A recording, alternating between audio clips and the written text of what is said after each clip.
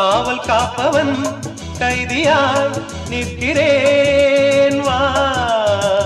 ஊடல் என்பது காதலின் கௌரவம். ரெண்டு கண்களும் ஒன்று ஒன்றின் மேல் கோபம் கொள்வதா?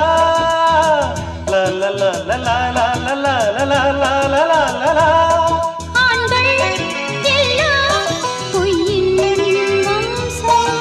கோபம் கூட அன்பின் அம்சம்.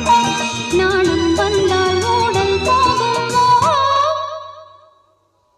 பொன்மானே கோபம் ஏனோ